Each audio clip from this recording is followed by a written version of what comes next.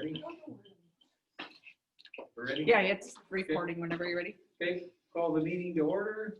And we'll recognize visitors, Miller, Stacy, Mr. Rotunda. Turn over Mr. Severson, you have some thank yous and congratulations.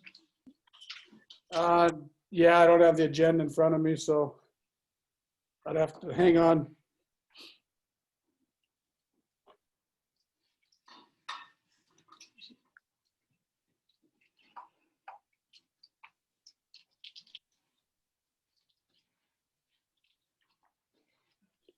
Yeah, just those two that we got, the volleyball team and the cross-country team. Our volleyball team, tomorrow night, we're gonna be playing South Border instead of Napoleon. Napoleon is on quarantine, their volleyball team. And then, but we had three runners yesterday in the cross-country meet at Medina. Ashley McFadgen looked like got third. And Kendra, not sure where she placed. And then Parker Lettenmeyer runs the boys' high school. So congratulations on a great start for them. Okay.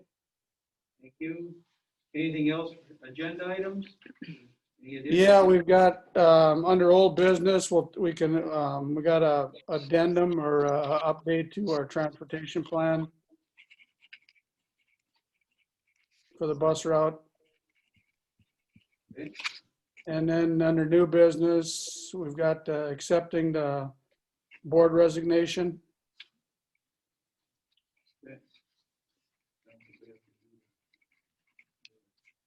Okay, And then under the committee reports, we'll have the policy committee. We can have them update what they talked about last night with substitute teachers, and then we can take a look at the sick leave bank also. So that'll be under policy committee though.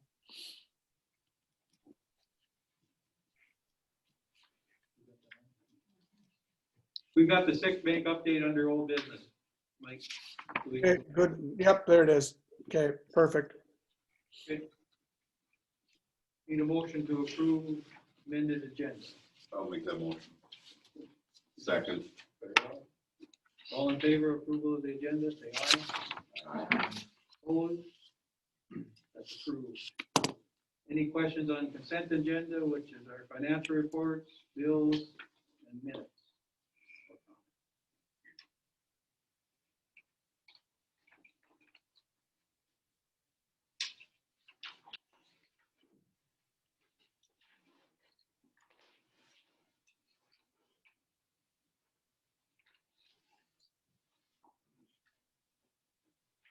Any questions on those?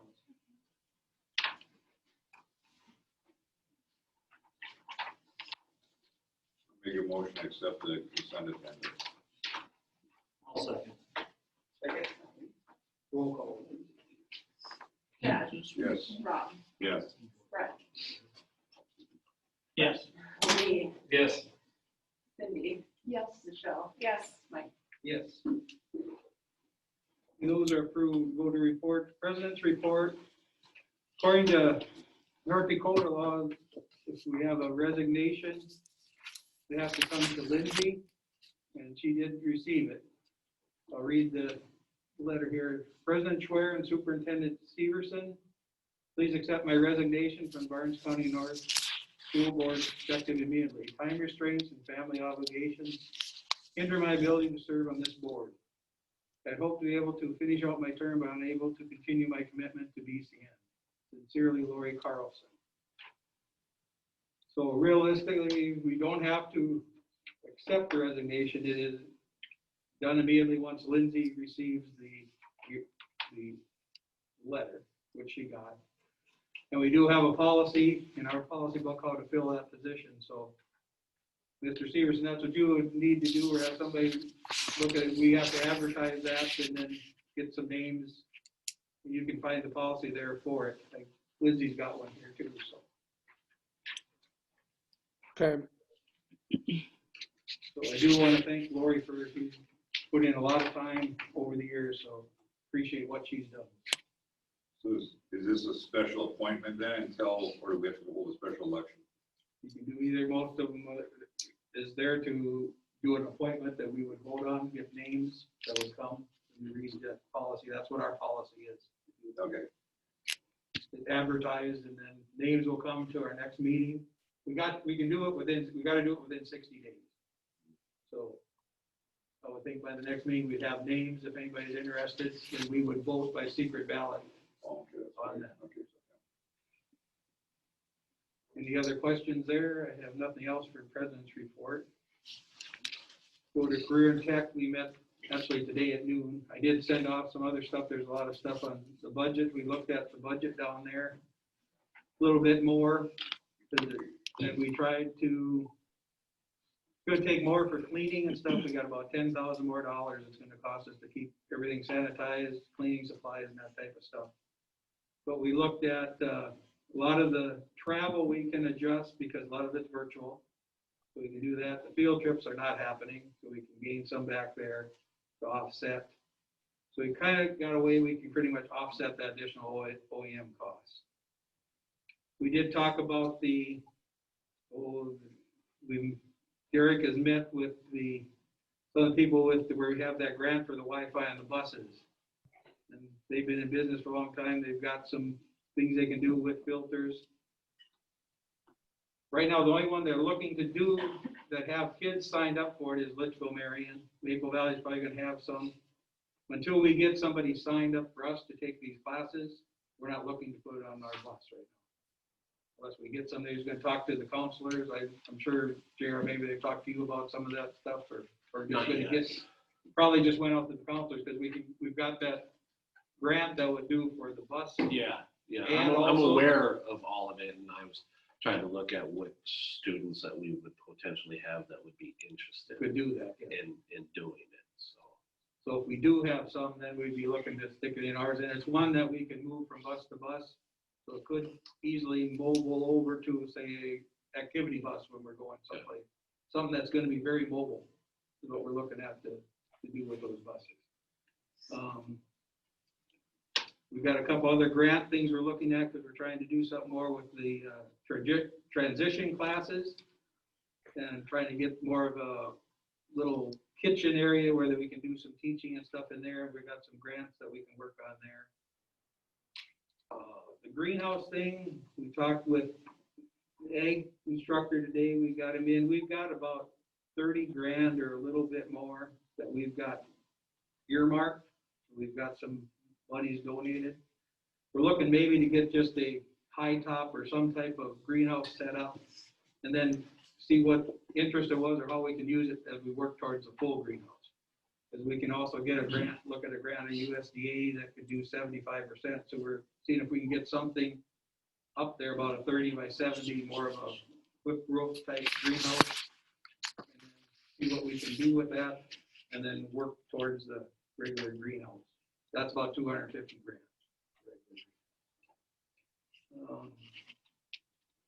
House project, we're gonna do one on site right north of the high school this year.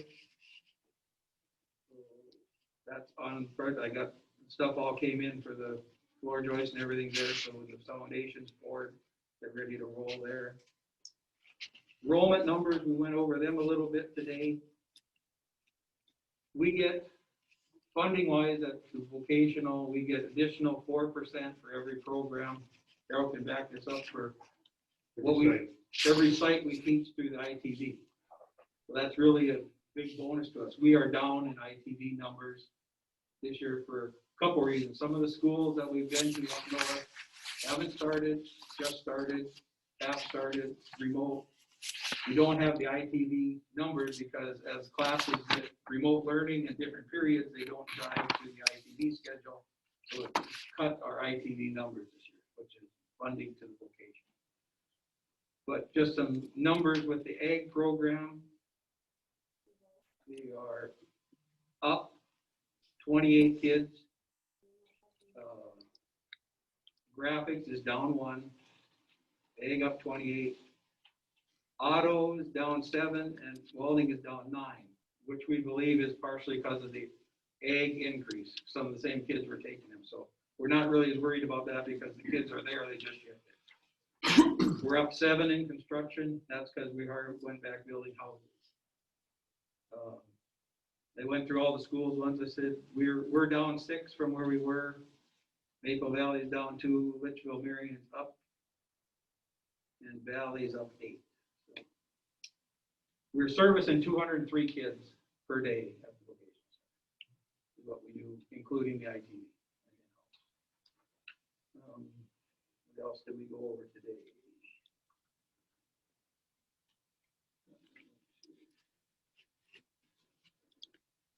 That was about it. We went over, we have, the question that might come up is, maybe you get into it, Mr. Wilson, is if we end up having to go distance learning, and the vocational center is hands-on, they can social distance themselves. So Valley and other schools we were talking about today, if that would still be an option, for they could go there, because we could distance. That's something we want.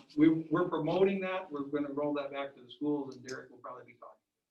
So that's what we talked about today. We can social distance, and that's a hands-on class. We lose so much when they're not. So we're really looking to a way that they could still participate up there if we went to that type of stuff. So if it went to all remote learning, how would you still be able to do on-site? We would not have to go all the way there. If the schools, say the Beyond County North, Litchfield, one of the schools themselves went to all that. Oh, okay. Not a statewide thing, one of the other schools, say we went to all remote.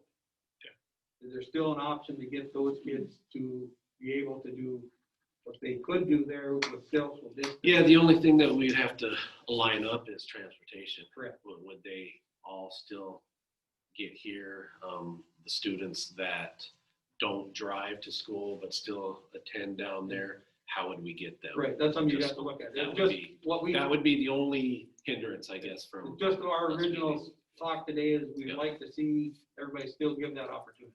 Yeah. That's what came out today. Any other questions on rear end? If not, Mr. Severson, anything more athletic director? Well, just that we canceled, there was a no contest game last night with Greggs County. They were quarantined. So we moved that and we're still confirming, but it looks like we're gonna go October 12th with the varsity and JV, and then the junior high will probably be the 29th. Tomorrow night, Napoleon Gackle Streeter was quarantined, so we will be playing South Border. And then I'm sure the football parents received the note from Valley City that there will be no football game on Friday night. Hazen first said they had a issue with our attendance policy, but now all of a sudden they went immediately into remote learning, and they will be out for 14 days. So there's a no contest game for for Friday night with Valley City Hazen.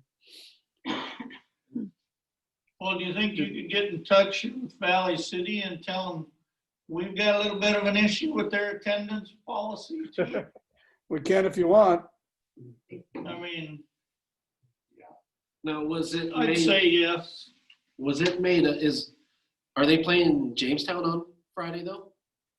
I have not received anything as of right Oh, now. Friday. Okay. For the Kindle.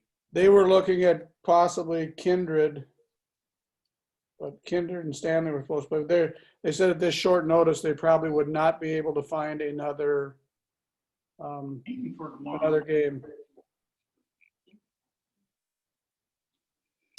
They Yeah. literally transitioned to 100% remote. Mr. Severson, K-12? That's what the email said today. It was, That doesn't make much sense, but let's see, what did Mike Schultz say? The game between Valley City and Hazen scheduled for 9/18 has been canceled. Hazen has gone to virtual learning and has suspended all activities for 2 weeks. This game will not be made up. Wait, I have a question. Yep. Mr. Severson, do we have any information on the letter that we're gonna request to do the, co-oping with wrestling? Oh, he never returned anything from me that I sent to him. Yeah, I guess I have really nothing to report on that, but the thing is, I think with the one we have is a 7th grader, so I don't think we would need a actual co-op, but I will check on that. But we can get that. I mean, and there's a date that we got to find, and Mike was going to look into that, and I'm sure with all the things he's had going on, he hasn't been able to do it either, but yeah, we need to get that taken care of. Any other questions, AD? White? Okay. Thanks, Mr. Severson. Yep. Mrs. Bitts, you got anything technology? I don't have a lot, just normal crazy back to school stuff with support in the building and a little bit of support outside with our distance learners. They seem to be doing fairly well. I'll have parents or students that are distance learning reach out, and we've been able to tackle those things as they've come. As far as I know, everyone that has chosen to do distance learning has internet access. We are currently providing internet access to 2 families right now that will not be able to.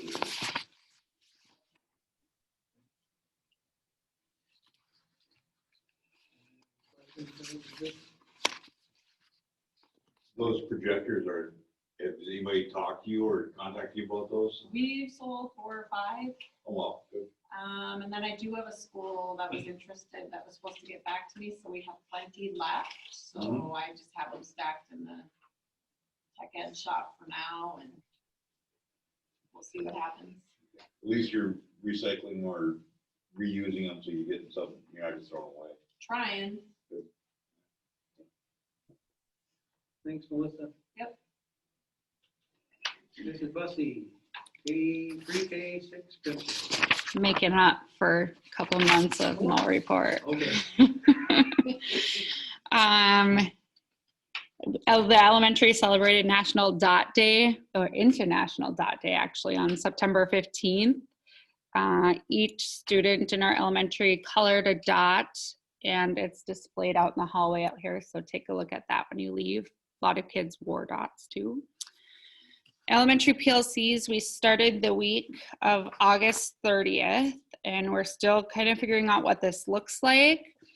We did sign up to go to a PLC summit that was supposed to be in Bismarck last spring, and I'm still waiting on a date. It's already paid for, but it'll be taking place this fall, they say. Can you remind me, what is a PLC? Learning communities, Okay. professional learning communities. It's okay, jargon. Thanks for asking, Chad. Reading Corps, Becky Umdahl started the week of the 7th. She's assessed students and placed them into the program. Her hub is that back room in the library right there. Mrs. Bryn is going to get trained in the SEEDS program, which is through Reading Corps. And they focus on preschool, and it's a train the trainer. So Mrs. Bryn will train Miss S and Miss Bears and anybody dealing with 3 to 5-year-olds. So it'll be good for Mrs. Jones too. Peer leaders were selected. This year, I didn't even get 6 to apply, but the 4 we have are awesome candidates, and Brooklyn Barkley, Ian Elston, Chase Albright, and Grace Bitts are our peer leaders this year. I've had 1 meeting with them and gone over the expectations of being a peer leader. Right now, the plan is to meet with them every other Thursday at lunch, and then I'm planning some things to do October 5th before the volleyball game, some team building items with them. The elementary house system, the colors out on the wall right there. We started that back up again right away this year, and we got our preschoolers placed on teams right away. And so far the teachers and staff have given about 800 points for Bison Pride behaviors, which is amazing.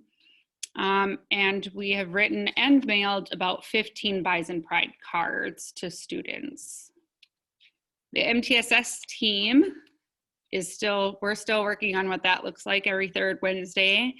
But we started working on our math pathway, and we have tested and placed students according to our reading pathway that we developed last year with all of the training. My other section is about hybrid and online learning. So should I talk about that now or should we wait? When we put it all together on. Okay. Any questions? Mr. Wilson, 712. Not much. Safety measures in place are going pretty well. We haven't had any major issues. Students following rules. We've had a couple issues on the bus, but those have been addressed and dealt with. So the students and staff have done a good job of adapting to those measures that we have in the book. As Mrs. Bitts mentioned, online students are doing well. Many of them are ahead of their pacing schedule, so they're doing well.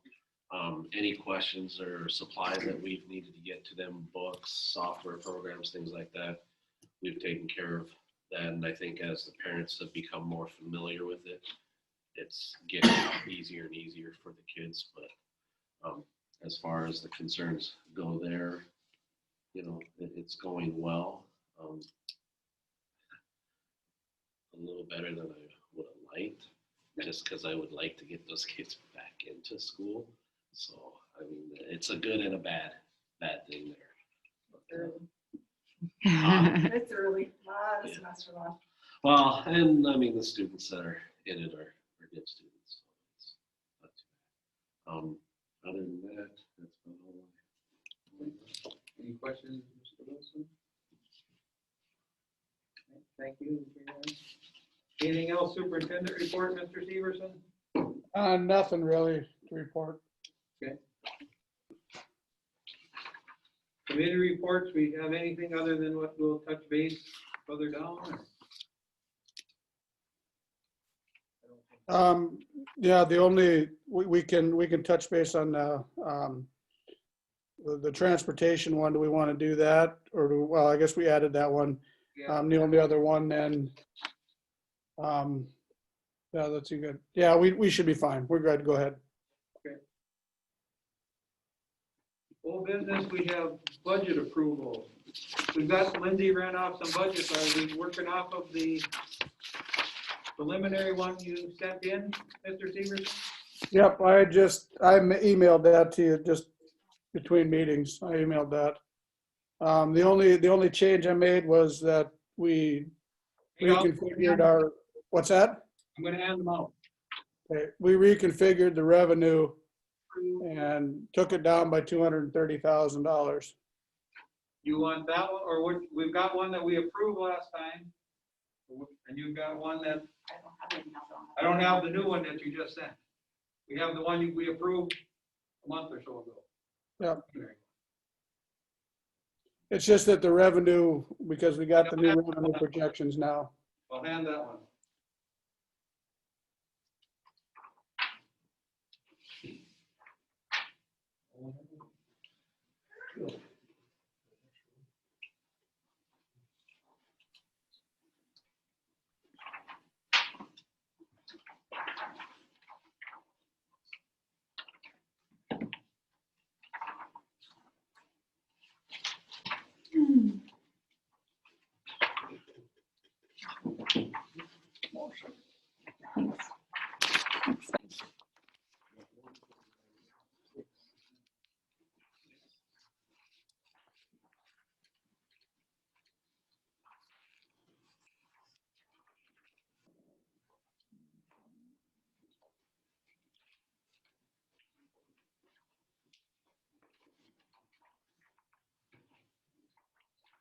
Okay, go ahead. I got them handed out, the ones we preliminarily approved. You may. Basically, what we were going to talk about in the first meeting was the tax evaluation. They're estimating it at about $32,526,410, which is up approximately 3% from last year.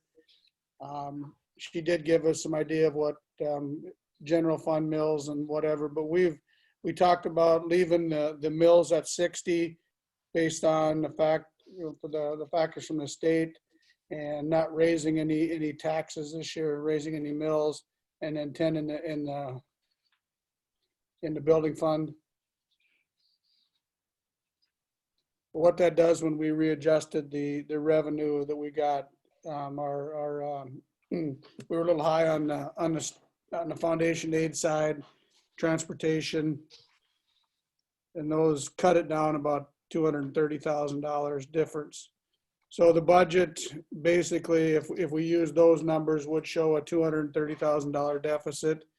If we use just our regular numbers, we're fine either way, but it's just how you wanna approach that one would be what we want to put in that.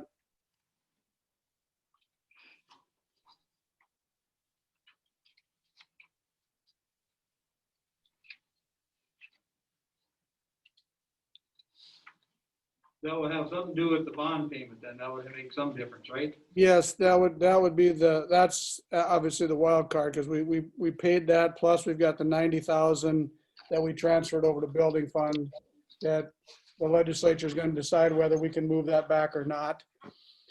And then, so we're sitting, I mean, we're not in any danger deficit at this point. I'm sure Mr. Rotundo is going to tell you about the transition payments going away, and that eventually is going to be scary, but well, this year we should be fine. I think the next couple years, and then we start to see the fact that we need to trim in certain spots. Also, I think since you've been out, or Lindsay talked too, that we can't make that bond payment now when the way we refinance through the building fund. We cannot. Carol, do you want to touch base on that one? No, when you did when you had the building authority, that was a lease revenue bond. And the lease revenue bond is an allowable expense of the building. You now have a state aid certificate of indebtedness. And that means it's gotta be paid out of state aid, and state aid is the general. So now, before, when it didn't make any difference where the money was sitting, because at any point in time, you could write a check out of either. Now it is a general fund expense. The building authority, at this point, with what you've done, is now dormant. It doesn't exist. It doesn't get bond payments, it doesn't make bond payments. It is now strictly the general fund. Now, you use the general fund, which was an allowable fund, but you could have also used the building fund. So now you have every bond payment from now on is a general fund expense. Fund for But thinking, listening to that, I think we need to maybe relook at some of this budget a little bit more, or look at maybe not having 10 mills in the building fund and putting more in the general fund. Shifting that. So I'm not sure if it's something we want to drill back down and relook at this a little bit more. We'd have to have another special meeting, because we have to have this approved by October 10th. Or, because we've got some other numbers here that I think need a little more adjustment. I think there needs to be more work on the budget. What do you think, Mike? Do you think we need some more work on this budget? That works for me. We can set up a meeting, a special meeting or meeting date to go over the budget and finance, and decide where we want to do that, and then set up a special meeting end of the month or the beginning of October, somewhere in there.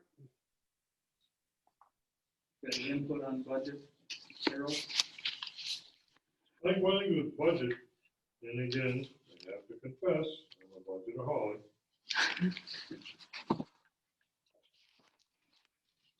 Like most schools right now, you have not utilized the budget effectively as a management tool.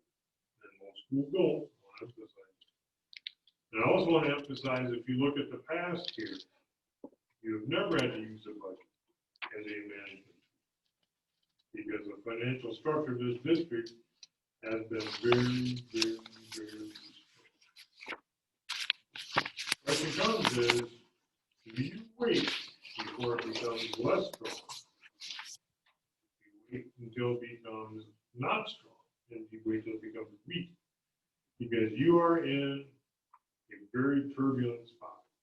Of all the districts of transition funding that are vulnerable, you're towards the top, if not on the top. And so you went into the formula very well. And now they're going to get you. So from a perspective, at this point in time, there is not a crisis. There's not even a situation where you are in, your financial house is cracked beyond belief. It has a couple small cracks, but nothing serious.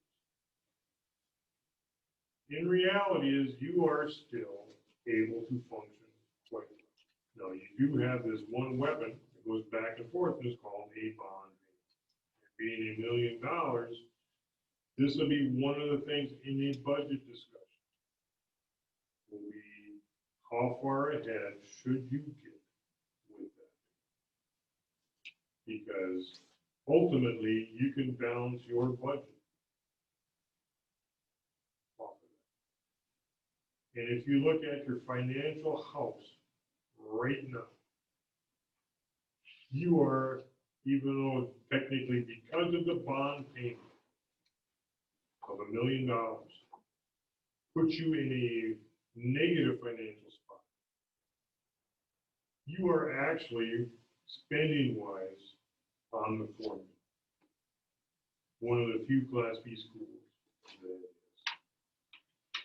But you gotta get to pass the bond payment.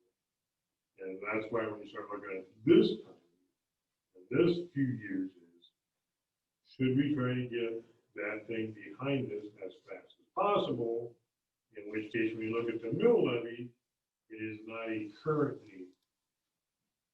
And if you keep talking about the budget and the current, and that's the way I'm going to look at some of those numbers you talk about in that context, is it is not needed to balance technically the budget, but what is needed to do is deal with the future. And you have to decide when you want to deal with the future. And so these budget meetings, which I think need to be started, I think it's a very good idea of doing it, is what is good? What is not good? Isn't that black and white? No, it is not. You have huge shades of gray. And as a board, you're going to have to decide what you believe is the best. And that's really where we're at right now. So from a perspective of, the one issue with the building fund in that discussion, you're actually on track to have a higher building fund balance next year than in general. And you gotta remember, that's a dead fund. Now, you used to have that $1 million payment, which changed that at us. That is no longer. And again, that's because you signed a state aid certificate of indebtedness, which was a good deal. It's not a bad deal. I think the refunding made perfect sense. There was nothing wrong with it.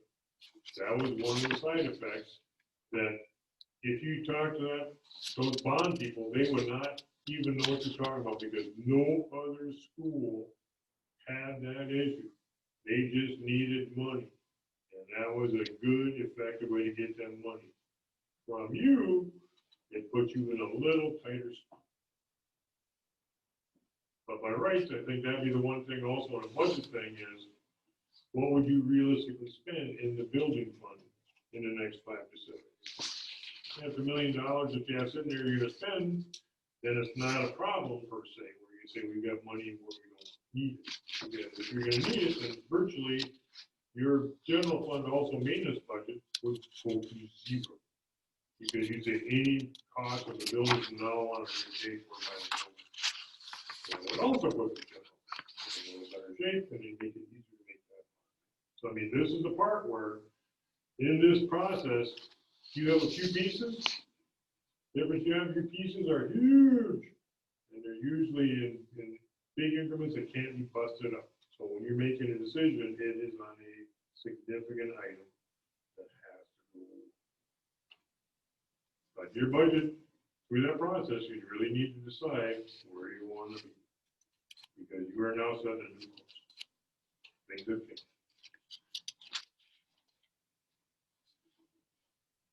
We can accept the budget we have that is presented. I really believe we gotta relook at this. So your guys' call. If you wanna look. And dealing with that budget, just so you understand, there are two numbers you keep talking about. The tax levy and the mill. The 2.3 is not 60 mils. That's what it has to be.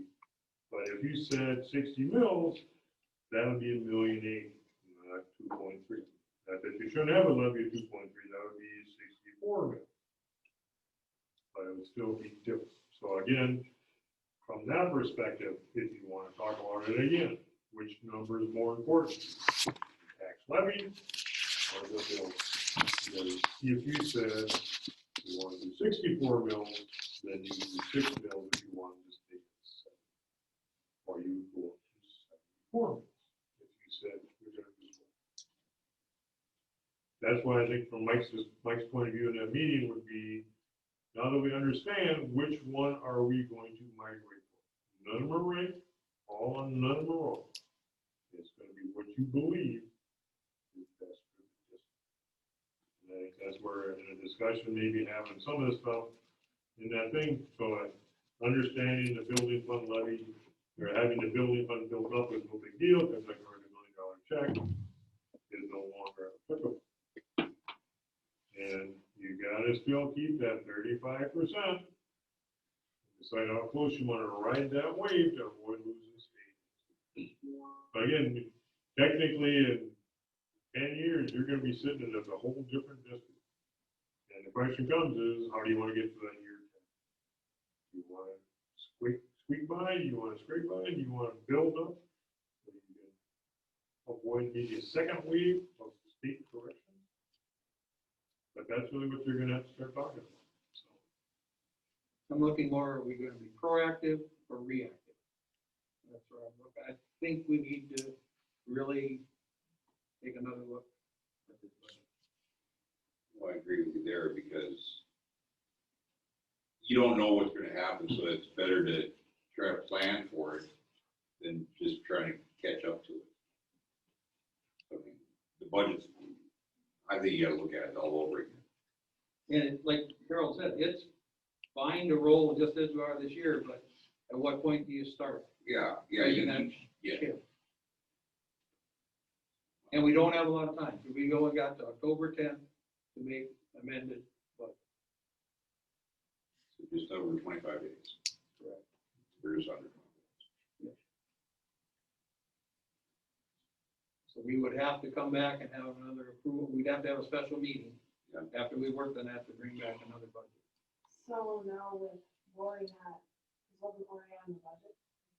So it's you and me.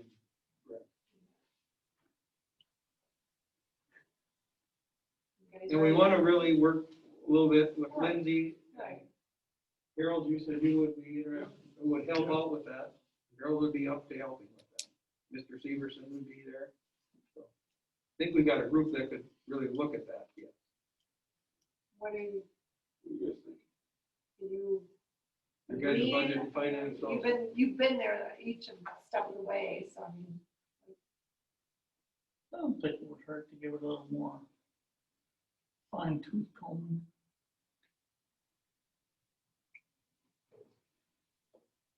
Lee? Yeah. Yep. where you at, Mr. Severson, on that thought? What do you think? What day do you want to meet? Tomorrow. That's Kate. What works for you, Harold? Mrs. Bitts set up a Zoom for me tomorrow. Brett wants to meet tomorrow. New meetings are like 1 or 10. What, if you wanna meet like at 7 in the morning, or if you wanna meet at 4:30 or 5 in the night? I mean, We've been going in the evening or later in the day. that's fine. Like I said, either early or late, I mean, if you just said, how about a Zoom meeting? Is then plus my day after that. But, so again, if you want to meet right at, meet late, any day late, just give me a couple days notice. What works for you guys? Any day works. Yeah, not Friday night, Not a Friday. unless it's a Friday. Let's go to football anyway, right? What's that? Let's meet at, What's let's meet at open? Pioneer Field, man. What's open for you, Mr. Severson? I'm back on Monday. What's that? I'm back on Monday. So what's open, everything open or what's open for you? Once you get back. Pretty much, we have, looks like no volleyball till next Thursday, the 24th. So I wouldn't have anything evenings. Week away, maybe? What about that, Harold? Wednesday or something?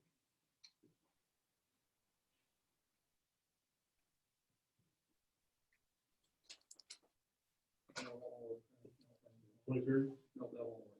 That doesn't work, I gotta, actually, that is one day I gotta be with that. The last week of September into October 1st, looks like it's open too.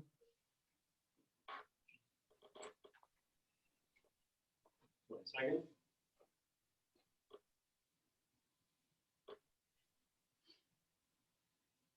I'll move it to 22nd.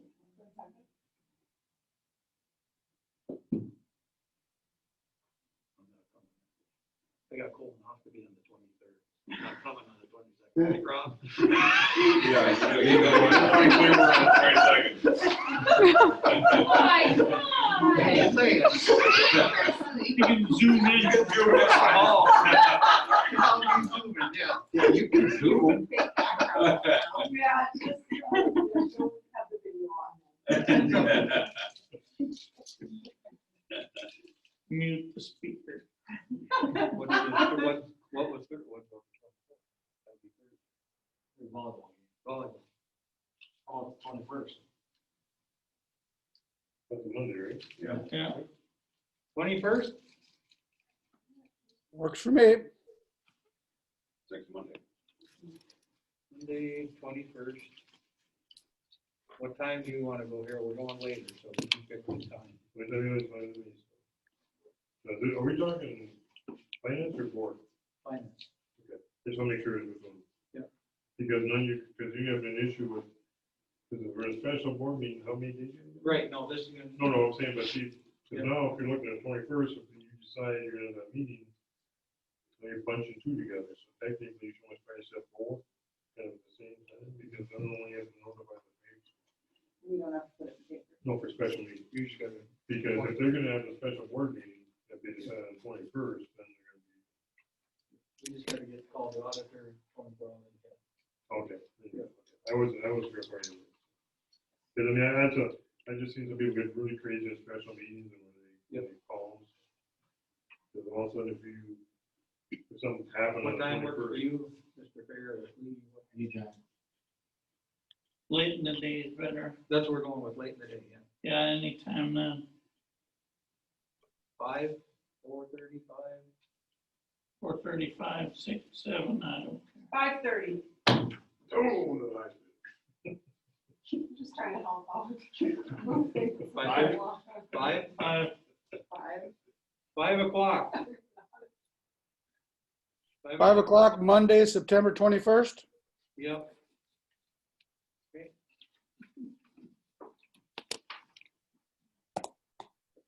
So then, after we get that, see where we're at, we'll get out to everybody when we're gonna have a special meeting before the. Okay, When's our next regular meeting? 20th. Okay. Sick leave bank update, that the policy group or Mr. Severson or who's got that? We just had to, we tabled it from last month, moved to this month. We met and went through, and I believe that we're looking at going back to the original proposal that they came up with as the policy committee and the teachers came up with. I believe I have the right one here. There's been so many of them that I'm thinking that this is it though. So do we want to look at it and approve it tonight? Is that what we want to do? Well, I think they're gonna have to read it. Okay, I can send it, right, let me see if I can send it here quick. And make sure this is the right one.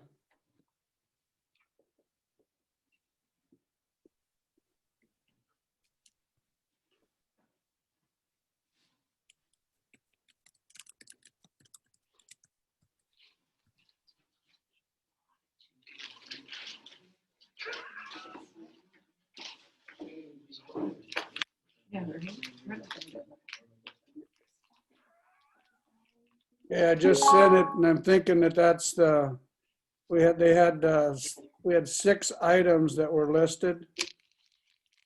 Because we took that 7th one off that dealt with at when a teacher leaves the system. That one got removed. So policy committee members look at it, is that the, I believe that's the right one.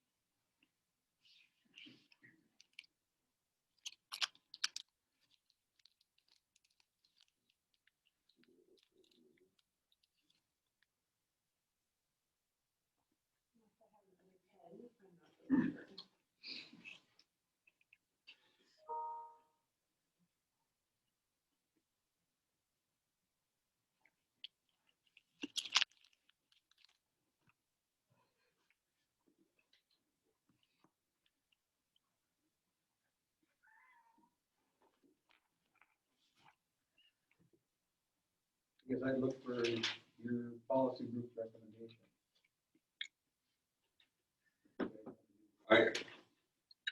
I think we, the agreement we came up with the teachers that day was what we all agreed on. It was a lawyer that came back and said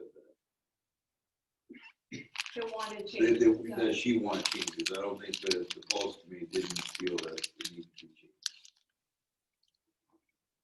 Because it was written out to a point where, because she didn't even look at the new one. No, She just basically sent back the one that she did back in March and said, yeah. this is what I told you before, I don't want anything else with this.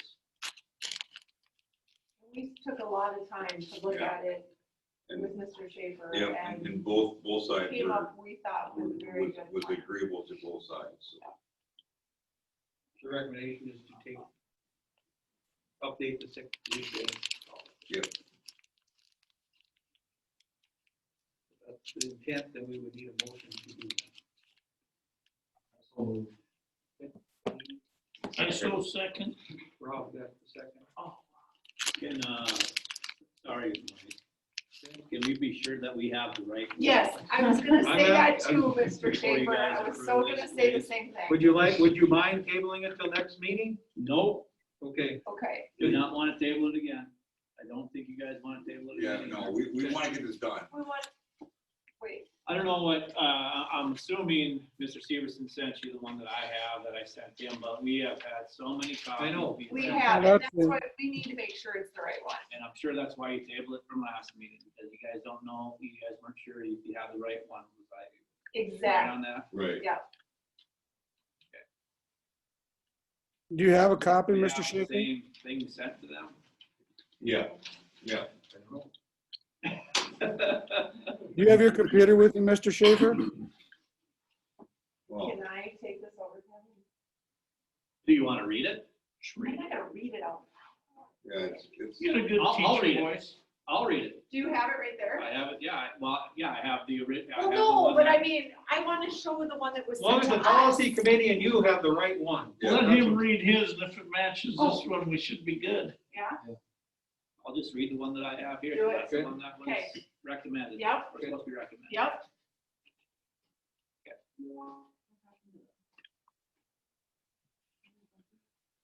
Somebody kicked the cord.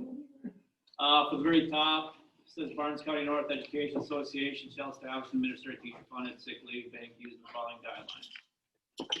Number one, each request will be voted upon by the sick bank committee for approval. The sick bank committee is consisted of the superintendent and 4 BCNA teachers.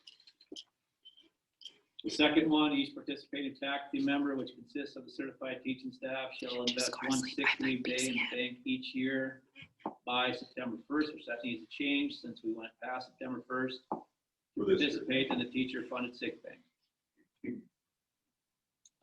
Third one, personal sick leave as defined in the negotiated agreement must be used first for yourself, spouse, and household children before using the teacher-funded sick bank. Are we still good yet? Yep. Mhm. Yep. Stop me if you have anything different. We will. No Number problem. 4, a member may make a withdrawal because of, below criteria may be for the employer member of their immediate family, as defined as household family, significant other, children, parents, siblings, grandparents, and grandchildren. Next paragraph, serious illness or injury that includes life-threatening or terminal illness, extended illness, or complications of an illness or injury that is substantiated by a doctor's note, or any period of incapacity or treatment in connection with or consequent to inpatient, outpatient care in a hospital, hospice, or residential medical care facility requiring absence from work, school, and other regular daily activities that is substantiated by a doctor's note, or continuing treatment by a healthcare provider for a chronic or long-term health condition that is substantiated by a doctor's note. And a member may not make a withdrawal because of voluntary cosmetic or reconstructive treatments unrelated to another major illness, accident, or injury, and or not medically necessary. Next one is routine preventive medical dental exams. Next one is short-term ailments such as flus and colds.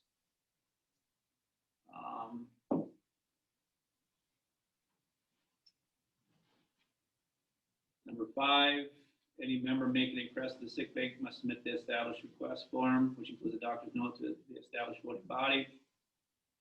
And number 6, each request shall not exceed 20 days. The applicant can resubmit if additional days are needed. What I have. Yep. Okay. Then you have the negotiated agreement paragraph in there. At the bottom. That's very low. But that's something that has to be put into the negotiated agreement. Casey, I don't have that in front, but didn't, basically when we met at negotiations, didn't we say that that would basically go in that area of the negotiated agreement once the policy was Right. approved? Once you guys approve the policy, then we would have a paragraph stating that there was a policy that was established. Yeah, right. Yeah. So that's when we would have to open up that, or make an amendment to the agreement then. Correct. Once this is approved. Yep. So for that number, just for this school year, when would you want that cutoff date? Just so it's in, I suggest you somehow, and I'm fine with whatever date you guys pick, 15th of October or whatever, but for this school year, you just pick that date that'll work for the teachers to be able to put that one day in there after everything's nailed down. You know what I mean? Right, we can get it. Because I don't want this year to be lost on you guys. I think we keep it September 1st into the policy. I think we keep it that way, but I think we would make an amendment. We don't even need to make an amendment. We were just gonna say that. Make an agreement. 15th. Yeah. Teachers gotta get it in by October 15th if you want to be part of this policy. If you want to be part of this, sick thing. For this year. For this year.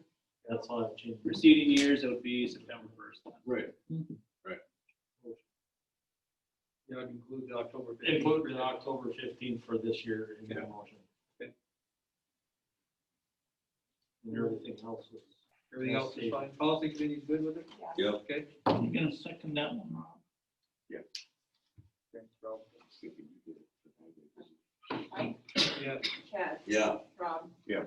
Brett, Yes. Lee, Yes. Cindy. Yes. Michelle. Yes. Okay. Extracurricular plan update, do you have anything there, or what do we have there? Just that, when we talked about, changing, we went to 250 people in the gym. Still the same situation, wear your mask in anytime you're out of your seat. You can unmask when you're sitting. And we had said that students had to be, if they came to the game, they had to come with their parents and sit with their parents. Basically, the only two things that we really changed on that.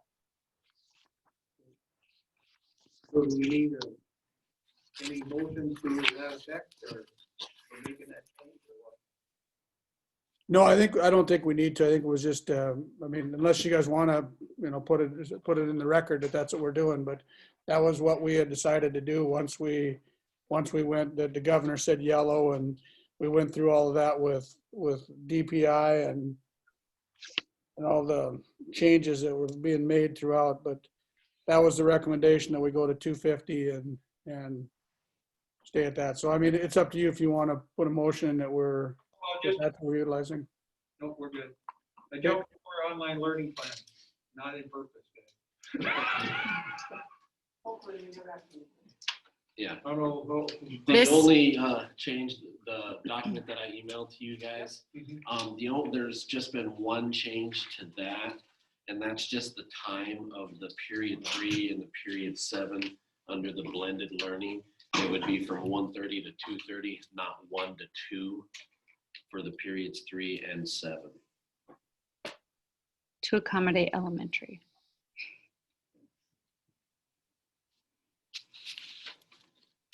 So on my end, that's the only Different than what you change said. that's different. Yep. So I sent the online learning plan after the last meeting for you guys to read. That's why it was tabled. Hopefully you got a chance to read through that too. I also have my tentative schedule that was made with the teachers. That works around the high school schedule and vice versa. So I guess, do you want to know the hybrid plan too?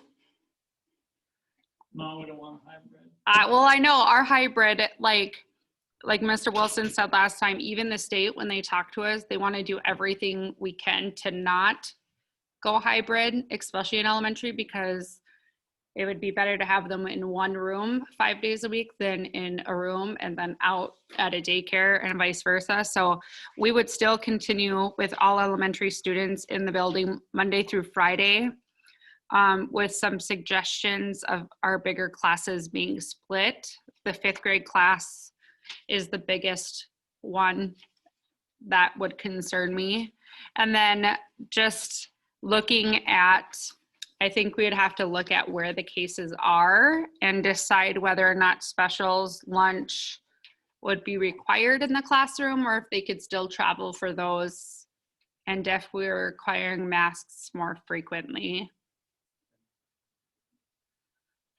If we do go virtual or 100% remote, I am asking that we get 1 to 2 days without students for our teachers to learn, like we did the Zoom platform with breakout rooms and stuff like that. We've been talking about it weekly in our meetings, but it's nice to be able to dig in and Like see. prior to going. Yes. Yeah.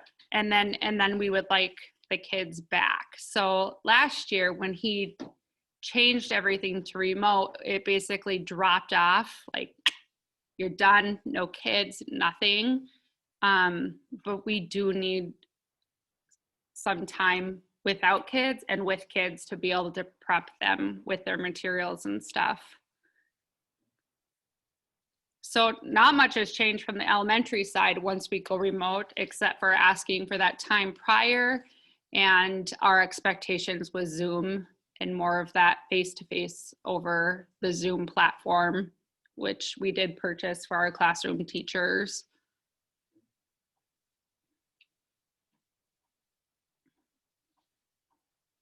Anybody have any questions?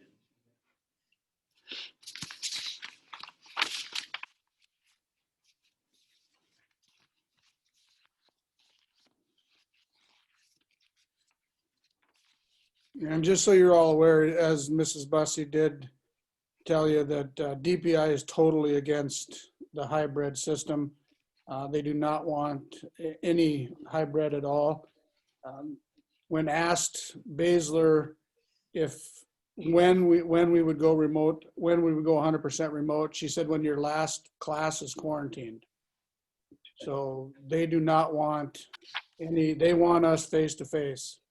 So just so you're aware of that's where we're getting our advice from, and they're totally against doing online learning for another year. But we do have scheduled in elementary our special classes too. So we have specific Zoom times for class counseling, Phi Ed, and music, which is different from last fall or last spring. Anybody else have any questions? No, 'cause we're not gonna have to use it. Okay. Who's got We all hoping. health and safety update? Who has that? Does that need to be approved to be put on our That's my question. website? I mean, what part of these? need to be Oh, approved for the- It's both of those, right? So the online learning plan and the health and safety. We need to make a motion to approve that. Well, the health and safety plan is already approved. The only thing we'd be doing is adding the hybrid, which is what we talked about, but we don't necessarily have to add it to the document, I guess, because look what's already happened when Barnes moved to yellow. I just hate to put it in there and then consulting the 3 medical professionals. It's not followed exactly how it is. Do you agree, Mr. Severson? Yes, I think basically they're saying don't even have a hybrid option. You're either going to be in or you're out. So yeah, they both need to be updated how they are so But I that, think we need to make the amendment to take that Take out that of out. the plan. Yes. Because that's what's stated, and it got brought up at the last meeting that if we have that, why aren't we going to it? So we're gonna wanna take that out. So we would really need a motion to do your online learning update Mhm. and to take out the hybrid. The hybrid mentioned in the yellow phase. So is there anything with the health and safety, nothing has to change there? The health and safety just had the color coded chart, but yeah, according to the state, they're very similar plans, so we can just leave it as it is, and I think it would be fine. So we just need a motion. Motion for the online learning and to take out the hybrid. I'll make that motion. Michelle has that motion. I'll second that. Chad. Any other discussion on that? Not roll call. Mike? Yes. Chad? Yes. Rob? Yes. Brett? Yes. Lee? Yes. Cindy? Yes. Michelle? Yes. Okay, that's approved to change. So then when you make that change, that gets stripped out then, or published out, or how? It has to be posted to our website. If that's okay, if we just post it, Let's say we gotta get that out somehow. Yep. Yep. That's a change, yeah. I will take out the hybrid plan and then send both updated copies to Ms. Pitts. Okay. Transportation plan. The only thing that we discussed this week, Bud and I were talking about, we talked about a budget finance too, the possibility of allowing a kid that is on one bus route, if they get on at their parents' house or whatever, and they get off at another stop on the route, that would be allowed. No switching of buses, no adding any additional miles, just that if they're on that route and there's another stop, one before, one after, 2 ahead, whatever, if they're just getting off at a different stop on the same route, that would be allowed. And I had that discussion with Bud as well, just from some parents that had contacted me, and I like that idea. Because if the whole idea is for contact tracing, the kid's already on the bus, why does it matter if they get off the bus 5 Stop. minutes before something else. 5 minutes earlier or later? I mean, they're on the bus. I would like you guys to consider an AM PM schedule for parents, honestly. Because we have some single families that have reached out Okay, and they need specific daycare. I'm coming from the elementary side where kids can't take care of themselves, right, but as long as they have pick up at home, drop off here, I would like to see that. And I feel like that's the middle of the pendulum. Are you talking allowing them to switch buses? It could be 2 different buses, but we would know, like AM they're on bus 5, PM they're on this bus because of, That'll have to go back to discussion then, because that would be a huge change we wouldn't make right now. That's something that's gonna have to go back to the transportation committee. I personally think you should consider it. But I think. Transportation committee, do you want to meet? Sorry, Mr. Stevens. I mean, right now, if you want to make that other change, but just keep in mind, like I get on the same bus route and stuff, but just, I mean, given our location and our families, it's, We've done that before up to this point, you know, Right. but it's just, this is more of a so situational. we went from issue. one extreme to the other. Totally agree. We went from one extreme to the other. We could still contact trace with the AM, PM routes and then say AM route is pick up at home, PM is drop off here every day. If they want to stray from that, they figure out their own means. I feel like that is getting it into a compromise where we're not making a bajillion changes, but we're also getting the young kids to places they need to be if parents are working. Parents need to suck up the slack. Really? I don't know, I had 6, we did it, you know, it's not easy. It's, No, I don't know, it's just tough to get all that, us to juggle these schedules and them to juggle those schedules. It's tough. I totally get it. That's why there'd be a commitment of an actual schedule. So do we want to approve the one change and then suggest we go back to committee to bring something else forward? That's what I think. I think that would be, I mean, I think that we can get one thing done and then decide if we want to talk about the next step. So right now, it's the same bus, Same bus. multiple stop, it could be. hopefully some of the tracing will go away eventually here. And just so long as they're not adding another stop to the route, if they're Correct, just getting off at a different drop off, they're not gonna add mileage to the routes. That's what we'd be making that change over. So do I need to update this part in the plan? If, once you guys approve this, should I make that change too? And, okay, just making sure so I can take notes. Yeah. You had that motion, Michelle? Did I? Sure. I'll second. I don't know. We do Yes, now. I had it. We do now. Mike, Yes. Ted, Yep. Rob, Yes. Brett, Yes, Lee, Yes. Cindy. Yes. Michelle. Yes. Okay. Jump to new business, NDSBA convention, we went out, that was decided we're not participating in that because it had to be in by the 15th. And looked like nobody was looking at the law seminar part. Then we're gonna turn it over to Harold. School, what is it? School compliance. Huh? Why not?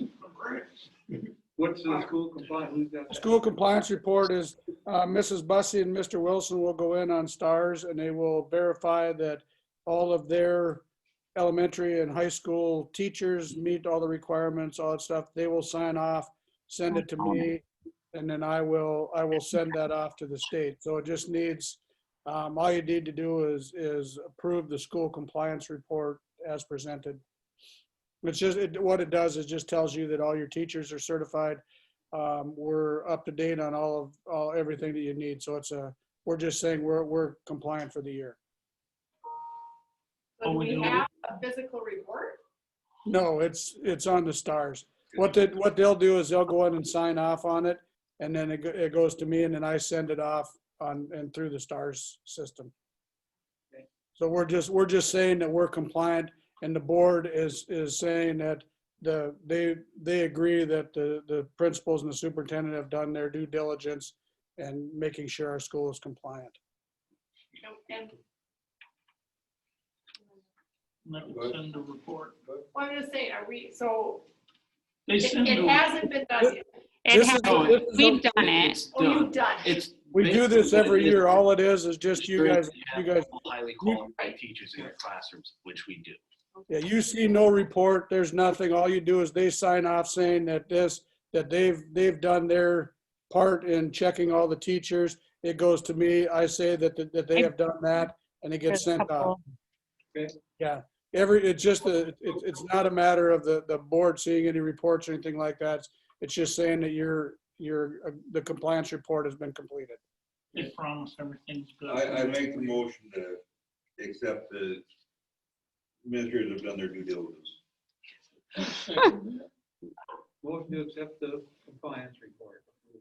Lindsay, roll call. Aye. Yes. Chad, Yeah. Rob, Yes. Lee, Can't see my facial Brett, expression. Yes. Cindy. Yes. Michelle. Yes. School parent and family engagement policy approval. So they're And not- that, we do that on a yearly basis. That's a Title I thing. Sarah gave it to me. It's sitting on my desk. It was just an updated version of what they're doing in Title I. And that, we just need to approve that so that I can put it in the Title I report. When we file our Title I, that just has to be part of it. So there was no changes to it. It's just that she needs an approval for it. If you want to see the report, I can send it out to you. But like I said, I wasn't expecting to be home at this point, and it's sitting on my desk. No changes from last year, correct? That's what I was told, yes. So no changes from the one we had last year. So motion to approve. I'll make that motion. Is there a second? Second. Lindsay? Mike, Yes. Chad. Yeah. Rob, Yes. Brett, Yeah. Lee. Yeah. Cindy. Yes. Michelle. No. 2019-2020 audit report. What's that mean? The pieces for you?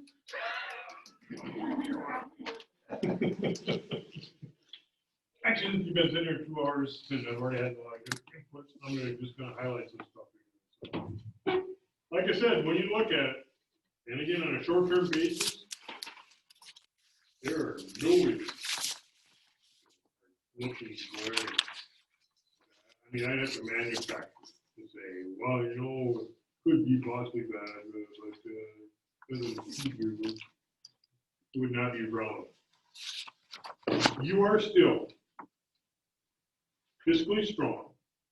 You still have that beast called the building bond, and it's still going to get there, and refinancing did help, and it's gonna hopefully, again, this is the part where whether you can pre-fund it or not, there's others we can talk about. Again, that's the part where the whole budget discussion is, how do you want to handle certain things?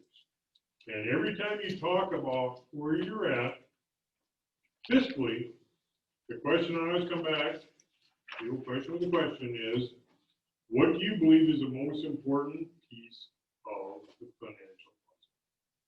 Is it the revenue, taxes? Is it what the state's doing to you? Is it with teachers? How many teachers? What teachers get? Is it administrative costs? Is it transportation?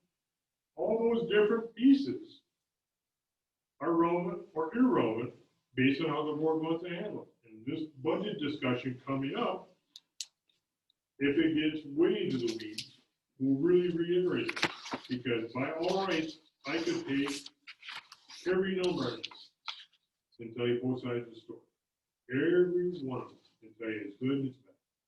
Now, the one aspect it comes back down to is, what position do you want to be in? What's a reasonable position to be in? And there is nothing in these financial statements that's going to give you that. And, you know, it's interesting, I was in Edgeley a couple weeks ago, and one of the things they talked about, or what they didn't talk about, was reserve balance. Because again, they're not playing the 35% game, so they are truly making a decision of, should they be doing break even now? Should they be making money now, or should they be spending money? Your indication right now is you're saying is, if I cannot find ways to master it reasonably, I've got my primary item in the budget is I can't have a reserve higher than 35%.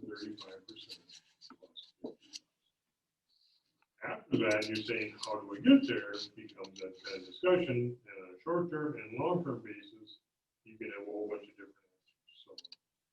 Just, I'm gonna go through the single sheet first, and the reason I do that is because I'm gonna show that, like I said, if you could bottle what you have right now, your expenses have been very, very close to reasonable.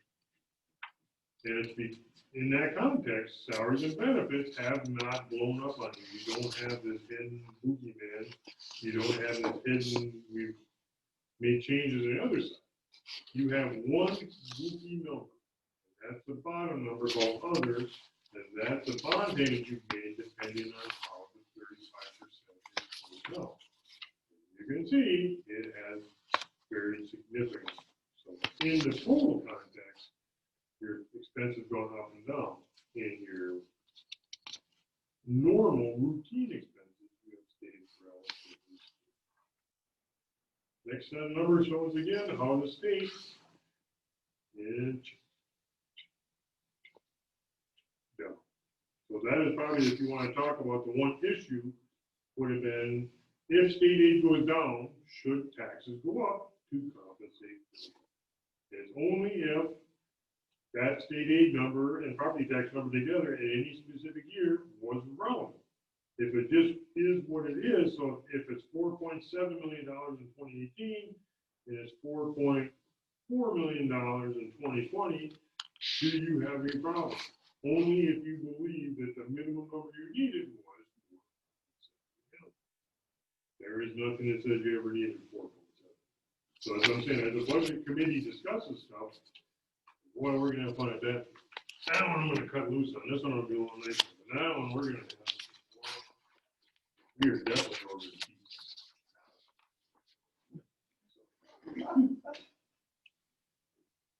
But realistically, there is not a number on there that is a critical number that shows. As a matter of fact, if the opposite, if I was looking at it, you have maintained relative stability in your salaries and benefits.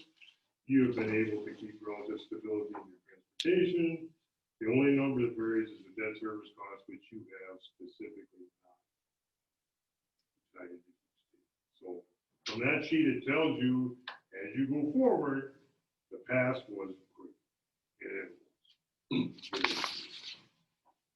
The comparison numbers, I'm just going to highlight a couple numbers on that, and we'll just reinforce a couple things on the budget itself. So again, the comparison numbers, the 2019. Tax rich, $29 million. Again, for pupil, all those bad things. So you're at 67 in 2019, you're at 70 last year. And again, this is the number that a lot of people talk about, not just you. And again, as you talk about the 70, that's why I want you to think about it for the Monday meeting and for the next board meeting is the levy number. And that's when you compare yourself to other different places, you will see that you are still in the low end. And now the question comes is, should you stay in the low end, or are you eventually going to be there? If you're going to be there, should you then be there soon? That'll be the discussion we're going to start talking about on Monday, is that today you don't need it. If you said 60 and 7 or 60 and 10 are fine, you're absolutely right. But you're saying, are we going to build a hole in the future? You're going to wait and plug it. That's a part you have to decide now on every decision you're making isn't to fill a current hole. It's to decide on the future. Every number you have right now, still. Page 3 shows you're paying 36% of your budget off of property tax. And again, just kind of give you you want to look at the future, if you go down to Gackle, you'll see the county 24, very, very small district, proportionally property rich. They're paying 44%. So if you look at this whole transition, the transition we're talking about, expenses each day stay stable, are still going to require well, push you up. Your mill levy, proportionally speaking, is still unbelievable. 170 mils and you cover your entire budget. If you look at Thompson and Mill, it'd be 450 mils. They are fully into the state program. State aid you got in total, which is a gross amount, because again, you take $200,000 off the top into special. So I use the gross state aid number, this is the formula, not what you got. So if you said, Lindsay, that number is low, if you mispost some state aid, state decided to take some money off the top, so you got off the formula 2.5 million. You did 2.5.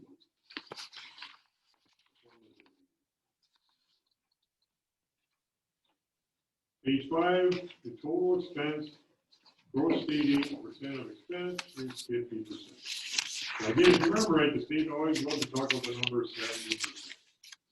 They want to pay 70% of the cost of education, and you can see Central Cass, they're at 74%. So they do have some schools that they are at that. And you'll notice a trend developing in every school that has a significant number of students, has a significant percent.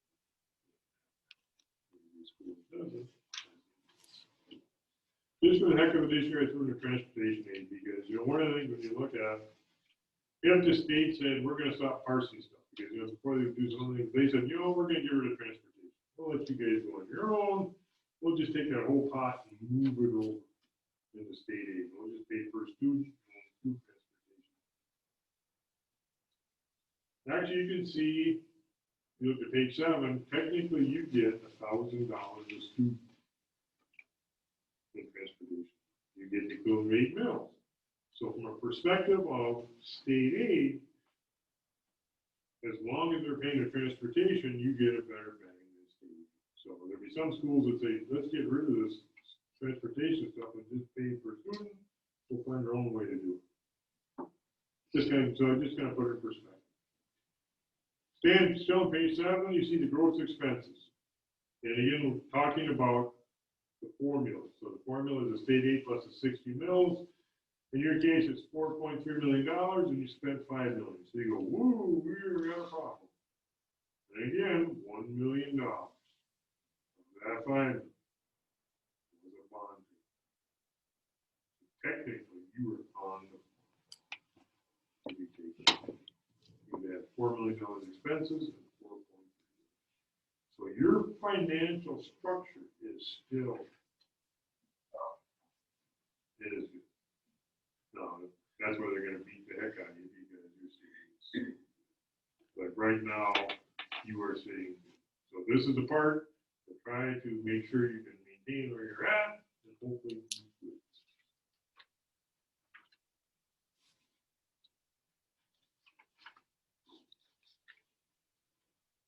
Pupil staff on page 15, you can see you're at 8.4. And again, technically, you see when you drop below 10, it becomes an exponential number. Just again, for perspective, you look to see Central Cass is almost at 13, Kindred is at 13.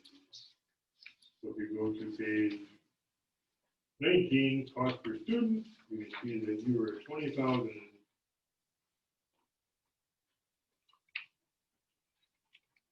12,000 per student. $8,000 a student comes because of the public. So you are paying 20,000, but in all reality is, when you get down to that nature, you are not that far off. But again, when you look at Central Cass and Kindred, you can see the trip per pupil cost. State per pupil is about $3,000 less, and again, they're considerably less. But realistically, right now, you're sitting not too bad. Audit report itself, if you just flip it over, go to the back cover. And again, part of the things when you budget or when you manage financially to virtually break even to stay, because you can't get too far ahead.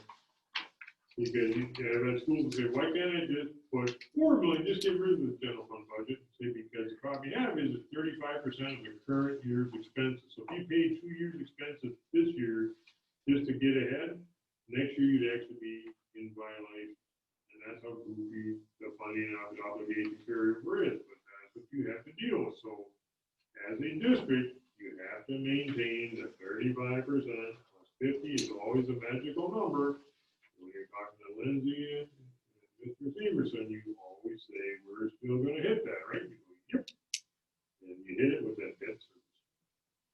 But if you look at the comparison numbers, and again, what you'll see is you have raised taxes a couple of times in the 4-year cycle. But you can see state aid has gone down every year. And because you had a nice balance in there, and again, this is part of the whole budget discussion, and this becomes part of the whole financial discussion, because both are fully intertwined. If you said, do I have to worry about it? And in one context, you don't. And actually, Mike, you remember, and if Lori's here, you remember the first years when you're talking about it, I remember telling the board, you can do anything you want. And I got to look like, no way. There is no way. And the fact of the matter was, after they go, you're right.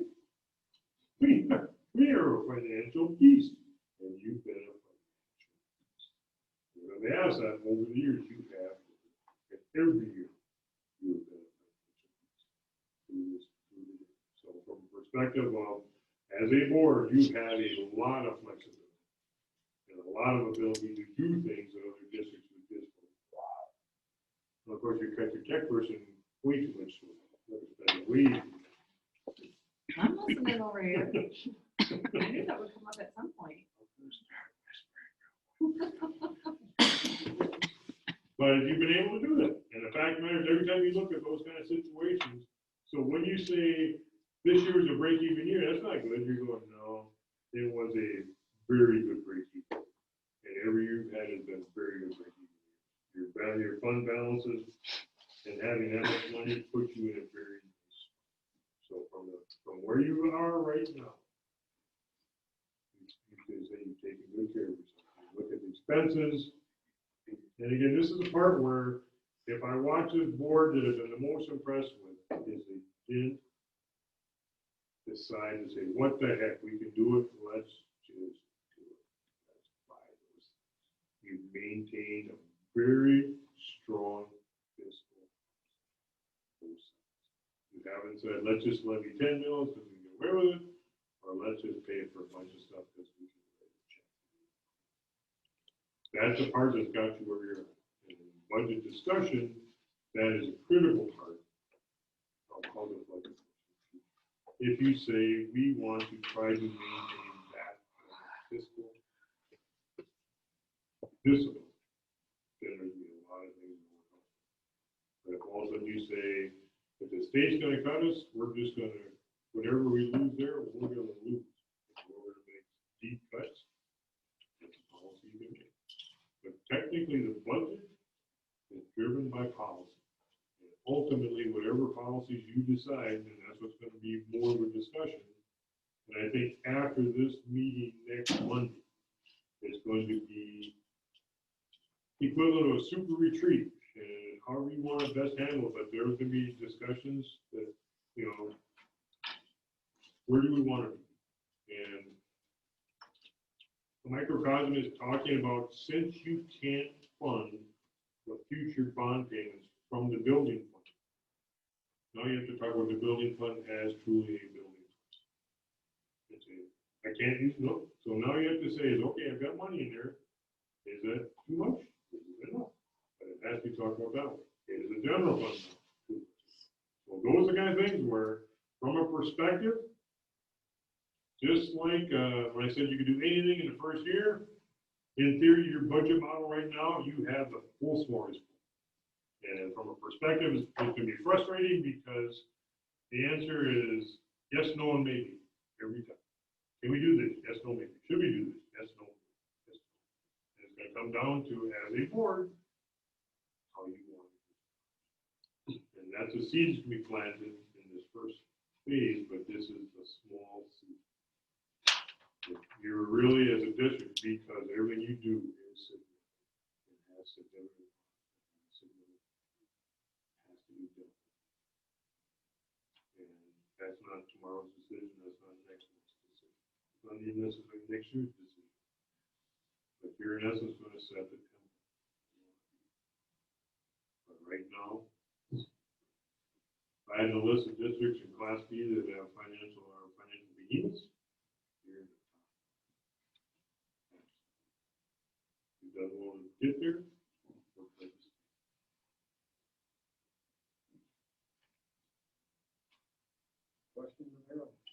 I had a question. So if we stay doing things the way that we're doing them, Mhm. when would we run into an issue?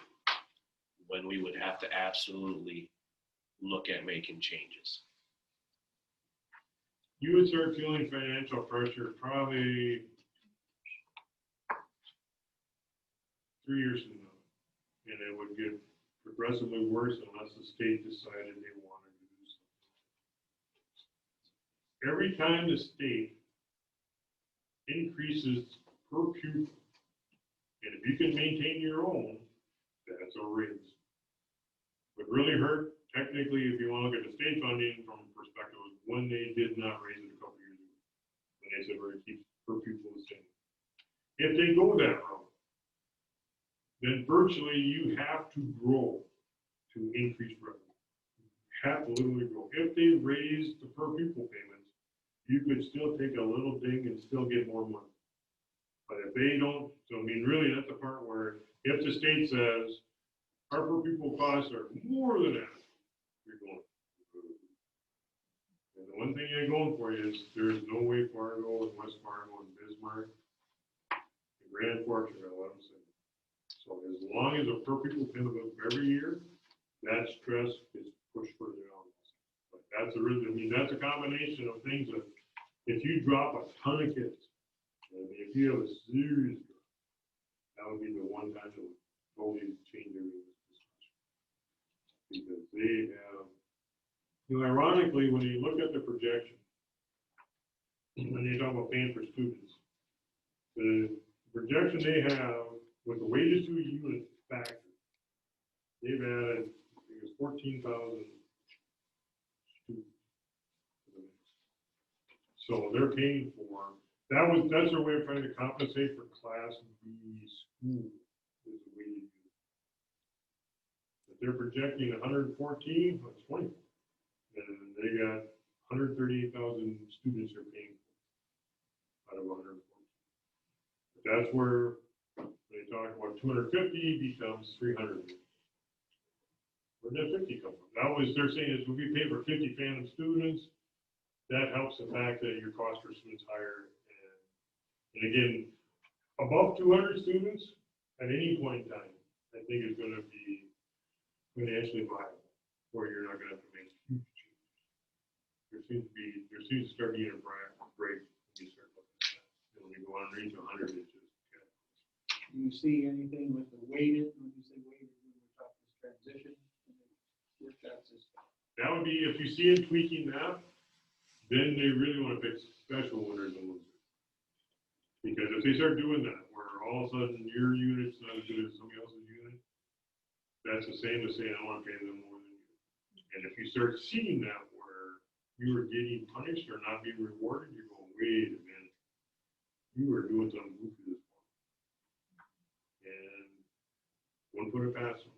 Because again, what you're gonna have is everybody has that darn little 4-hour effort. What's up there?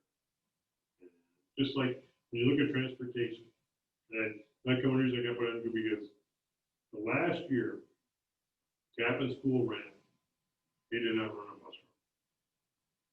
They got parents in the 4 corners, and they paid them basically cash service to bring them in. And they paid like, way back when, so it was like $25 a month. They paid each family. The family's on their way.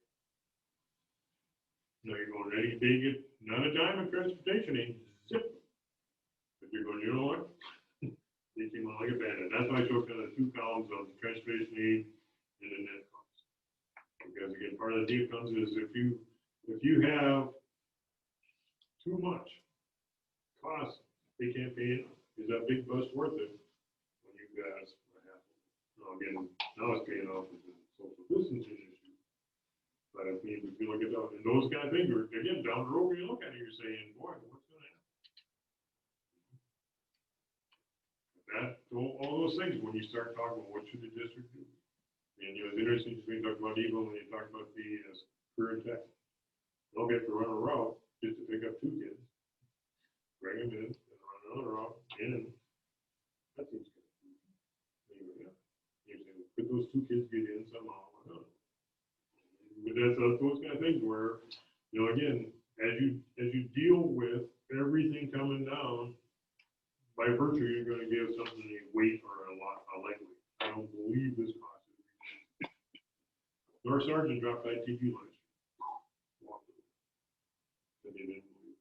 They were distance learning. They saved all that cost. Okay, you can talk about whether you can say that the principal was pushing kids away from it. You know what I do, you guys don't work. So they had 0 signed up, and they just said, we're not gonna pay them. But their distance learning increased substantially.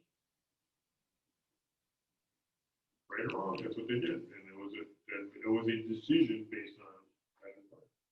That's the environment you're gonna create. If you create an environment where you believe certain things need to be done, then all of a sudden that cost needs to be paid. Here, levy, I take a beat.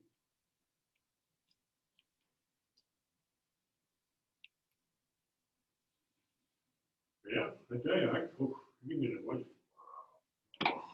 My record there is 3.5. And you know what? Everybody's telling us when I've been talking. I did not lose any. Working around, nobody's heading up the table. Nobody's, I have a few people in there. Any other questions for Harold? Thank you. We do need a motion to approve Except technically, because it goes in, I want those numbers, I want more money. accept the financial. Consider adequate. That's right. Any meets minimum requirements. I'll make a motion. Second. I'll second. Rob? Yes. Chad? Yeah. Rob? Yes. Brett? Yes. Lee? Yes. Cindy? Yes. Michelle? Yes. Approved. Thanks, Harold. Thank you. Harold, wages.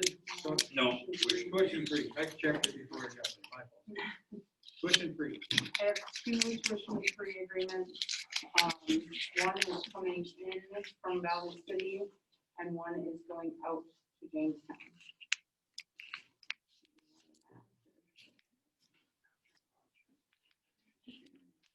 Need a motion to. I'll accept the in and Motion to approve both by Michelle. I'll second that. Chad, second. I missed it. Okay, good. Yeah. Lindsay. Mike. Yes. Chad, Yes. Rob, Yes. Brett, Yes. Lee, Yes. Cindy, Yes. Michelle. Yes. Jump ahead. Wages, we talked there about regular and subs. You wanna? Yeah, so at the Budget and Finance Committee meeting, it kind of came to my attention that our para subs were making more than our actual para that we just hired. And in that discussion, it got brought up that our cook sub was also making significantly less. And so the Budget and Finance Committee recommended moving the kitchen sub to $15 per hour. The para subs to $15.60 an hour, which is what they were at last year, and then paying our newly hired para $15.65 an hour. And with that, we talked about that the subs are not automatically Yeah, because increased. they were getting automatic raises based on whatever raise the hourly staff was getting in July. And that was not, never was intended to happen that way. Would be addressed separately. Any sub thing would be addressed separately as it is for the teacher sub pay. We address that separately.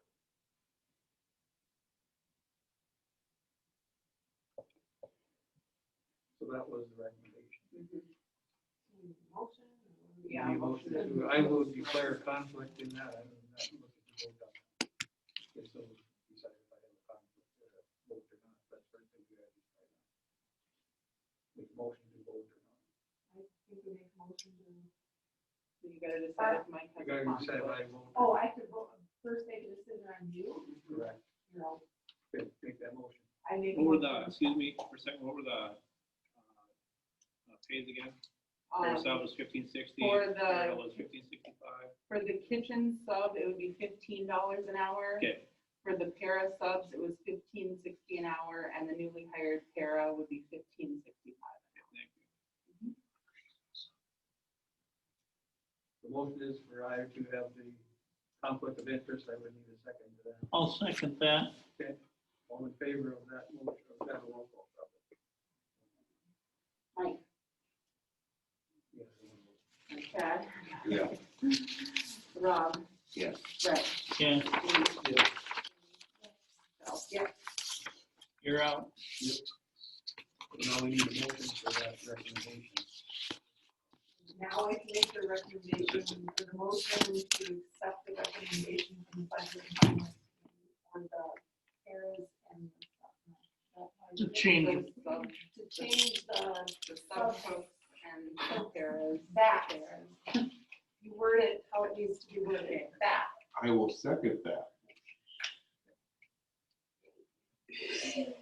Roll call. Chad, Yeah. Rob, Yes. Brett, Yes. Lee, Yes. Cindy, Yes. Michelle. Yes. Okay, those are approved. We had listed board resignation. I don't think we need to accept that, but we do need to think about, Lori was also on the southeast The SEEC. SEEC. Educational call. I can never remember. She's a board member there. She's turning in there. I do believe it would be nice to keep our seat there or try to think of somebody that would want to do that. Because otherwise it's all the big school. What's it consist of?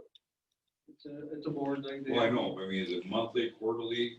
I would have to ask for sure. I don't, do you know for sure? I think, for that board, it's a monthly I thing, believe so. but there's probably more calls for input on. Right, but there is at least 1 month. Yep, meeting. yep. And that, all of you get reimbursed for that is travel, correct, Lindsay? Lori turns in for travel. Yeah, I think she turned in for the committee, for the meeting, for a meeting too, just recently. Okay.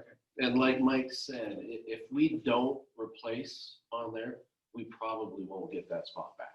I don't know how they're gonna deal with that, she's gonna find out, but I wanna think if there's a way that we could continue to hold the seat there, I would try to keep that. You know, think about that, I'll See, find out where we're at. Seat board? yeah. So I'll see what the procedure is there. She was gonna check with that office down there, but we get back to meeting again first part of October here, but let's put a thought into that. It'd be nice to keep that seat if we can.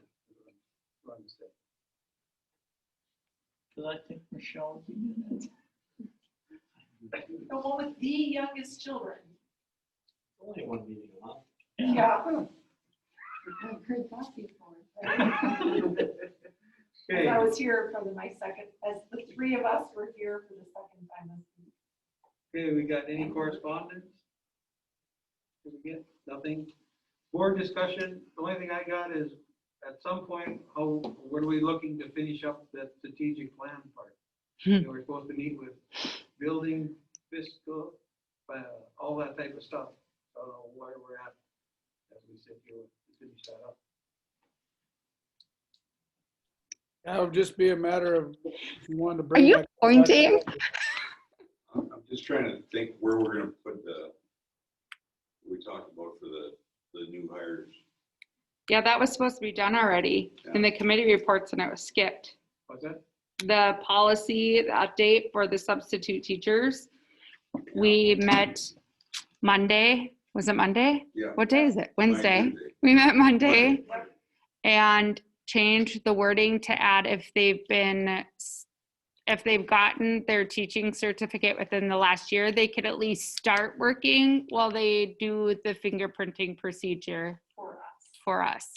And I'm hoping Lindsay takes the classes to just be able to do it here. That would be tremendous. Put it on my agenda. My to-do list. Yeah. This is part of that due diligence report that we turned in, isn't it? No, not necessarily. I mean, they're highly qualified. They have a teaching license or a substitute license through, it's not our substitutes even, it's just teachers that are coming. What's happening is they're coming from Valley City and we're requiring another background check immediately. And so we don't get them on the list, because to get them out here to get the paperwork and then to get them into a police station. I just was on the phone with a sub today from Valley City. She goes, I already did all that through Valley City Schools. And I'm like, yeah, but they can't share their criminal history and background checks with us. So then we have to do it again. We are still going to do it. It's just to get them in Yes, before but they the- just, Yeah, we could get them in here subbing on a day, get them the paperwork. yes. Right. And then We're still rather gonna than them go- having we to just come wanna get it out. early. Yeah, 'Cause we just then- wanna let them start if they had it within the last year, Yes. is what we said. So, I mean, we're still doing it, but we're just letting them And, start. and they do a background check to get their license. Do you need to approve that rewording of that, or? is Yeah, that- we need Yes. to add that, That change to addition to that that. policy. Yes, I emailed it to you the other night. I don't want to read it. Did you read it? Awesome. The It's little a- yellow spot. We would need a motion, that can be done in one, or do we need to do readings on that? Oh, it's an amendment, right? I'm just asking, I don't know, I'm asking, because some they take two, some you can do in one. Severson, Should be. can we do it Yes. in one? Can we What's do that? it? Can we do that in one reading, or do we have to do two? If it's just a change if it's just a change, you can do one. It's a new policy. We got to do 2 readings. Clarification. So I'll make a motion to approve that change, the addendum. I'll second. Mike. Yes. Chad. Yes. Rob. Yes. Brett. Yes. Lee. Yes. Cindy. Yes. Michelle. Yes. Anybody have anything else? Anything else I forgot? No, I think we're good now. Okay, we will have that budget finance meeting Monday, and then we'll get out when we will have the special meeting. We'll get that out. Other thing I'm gonna bring up just before we go, part of the discussion, I sent out, next month, we'll be sending out the superintendent evaluation. I got a couple back when we talked last time about trying to change that a little bit. I have a document ready. It was supposed to be you and Lori that met with Mr. Severson and I think. Yep. And it's all ready to go, is all we need to do is talk about like what points it hits underneath each of the indicators. For that area, and then there's some other thoughts other people have, so. Are you okay with us getting together with that, maybe making some tweaks to that Yes. evaluation, and then get it sent out? It'll go out when we meet on the 20th. Yes. We're all right with that? Okay. Okay. Nothing else, we're adjourned. Thanks.